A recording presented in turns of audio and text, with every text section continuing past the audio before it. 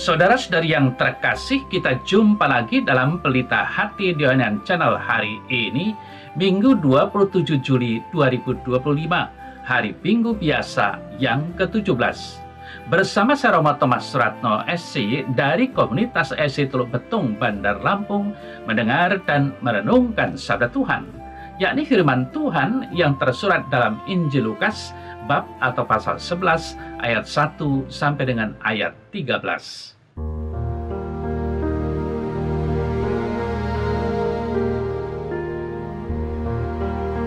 Pada suatu kali, Yesus sedang berdoa di salah satu tempat. Ketika ia berhenti berdoa, berkatalah seorang dari murid-muridnya kepadanya, "Tuhan, ajarlah kami berdoa, sama seperti yang diajarkan Yohanes kepada murid-muridnya." Jawab Yesus kepada mereka, "Apabila kamu berdoa, katakanlah, Bapa, dikuduskanlah namamu, datanglah kerajaanmu, berikanlah kami setiap hari makanan kami yang secukupnya, dan ampunilah kami akan dosa kami, sebab kami pun mengampuni setiap orang yang bersalah kepada kami. Dan janganlah membawa kami ke dalam pencobaan." Lalu katanya kepada mereka, "Jika seorang di antara kamu pada tengah malam pergi ke rumah seorang sahabatnya dan berkata kepadanya, 'Saudara, pinjamkanlah kepadaku 3 roti, sebab seorang sahabatku yang sedang berada dalam perjalanan singgah ke rumahku, dan aku tidak mempunyai apa-apa untuk dihidangkan kepadanya.' Masakan ia yang di dalam rumah itu akan menjawab, 'Jangan mengganggu aku, pintu sudah tertutup dan aku serta anak-anakku sudah tidur. Aku tidak dapat bangun dan memberikannya kepada saudara.' Aku berkata kepadamu, sekalipun ia tidak mau bangun dan memberikannya kepadanya karena orang itu adalah sahabatnya, namun karena sikapnya yang tidak tahu malu itu, ia akan bangun juga dan memberikan kepadanya apa yang diperlukannya. Oleh karena itu aku berkata kepadamu, mintalah, maka akan diberikan kepadamu. Carilah, maka kamu akan mendapat. Ketoklah, maka pintu akan dibukakan bagimu. Karena setiap orang yang meminta menerima, dan setiap orang yang mencari mendapat, dan setiap orang yang mengetuk baginya pintu dibukakan. Bapa manakah di antara kamu, jika anaknya minta ikan daripadanya, akan memberikan ular kepada anaknya itu ganti ikan?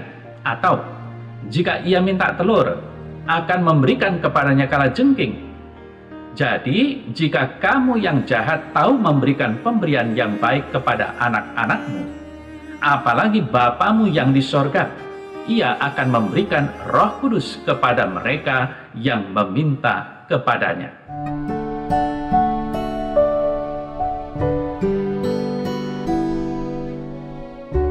Saudara-saudari yang terkasih, berdoa tidak lain adalah berbicara kepada Allah dengan segala kerendahan hati.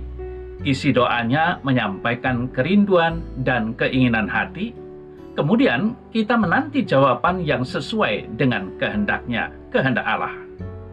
Harus diingat bahwa berdoa harus datang dari dalam diri dan bukan meniru gaya berdoa orang lain. Saudara-saudari yang terkasih, ketika seorang dari murid-muridnya memohon supaya diajarkan berdoa seperti murid-murid Yohanes, Yesus mengajarkan doa yang lahir dari dalam dirinya. Yesus menanggapi dengan apa yang telah dikenal sebagai doa Tuhan atau doa Bapa kami. Dia juga memberikan doa ini dalam khotbah di bukit, Matius 6 ayat 9 sampai dengan 13. Beberapa orang atau bahkan banyak orang merasa bahwa Yesus memaksudkan agar doa ini dihafalkan dan diulang-ulang. Tetapi sebenarnya maksud utamanya adalah agar doa Bapa kami ini dijadikan sebagai pola untuk diikuti dan bukan sebagai doa untuk dihafalkan dan dilafalkan secara berulang-ulang, lalu menjadi doa magis. Doa yang terpenting ternyata doa itu sendiri lahir dari kedekatan hubungan Yesus dengan Bapanya yang memahami dan yang menjawab doa. Sehingga dapat dikatakan bahwa doa itu bukanlah ilmu yang dapat dipelajari, tetapi sesuatu yang lahir dari hubungan dekat atau intim dengan Allah. Kemudian, saudara-saudari yang terkasih, mengapa berdoa penting bagi kita orang beriman?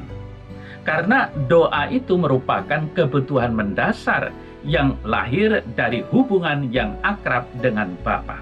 Doa itu sendiri muncul dari iman dan sekaligus doa itu membuktikan relasi yang hangat dengan Allah. Di samping itu, doa juga merupakan bukti cinta kita kepada Allah. Ingat bahwa Yesus pun menyediakan waktu untuk berdoa di dalam hidup dan pelayanannya. Lalu, apa saja isi doanya? Sadarilah bahwa nilai yang terutama dari doa yang diajarkan Yesus adalah relasi Allah dan manusia. Mengakui Allah dan kerajaannya yang kudus akan melahirkan kesadaran untuk memohon pengampunannya. Berharap hidup kecukupan bukan berlebihan dan melakukan penyerahan diri secara total. Lalu, saudara-saudara yang terkasih, bagaimana sikap yang benar saat berdoa? Yesus mengajarkan sebuah prinsip sikap doa yang benar, yaitu seperti seorang sahabat yang karena dekat dan akrab tidak canggung menyampaikan kebutuhannya kepada sahabatnya. Lalu si sahabat rela menolong. Demikianlah Allah. Ia pasti akan menjawab setiap doa yang dipanjatkan.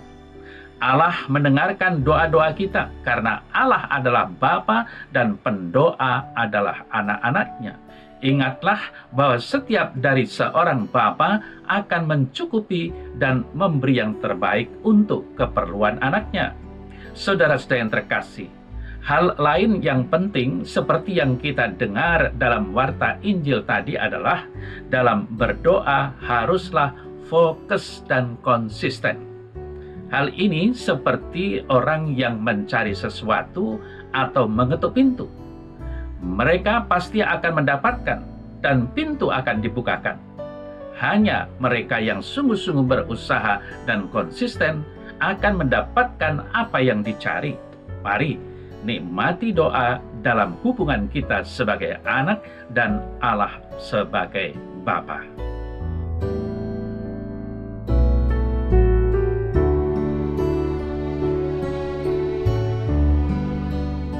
Dalam nama Bapa dan Putra dan Roh Kudus. Amin. Ya Tuhan, ajarlah aku supaya selalu dapat berdoa sebagaimana yang telah Kau contohkan dalam doa Bapa kami. Antara lain, memuliakan nama-Mu, mengharapkan kedatangan kerajaan-Mu, menjadikan kehendak-Mu terjadi dalam kehidupanku. Karuniakanlah rahmat dan rezeki kepadaku yang secukupnya. Amin. Semoga Allah yang Maha Kuasa memberkati saudara, Bapa dan Putra dan Roh Kudus. Amin.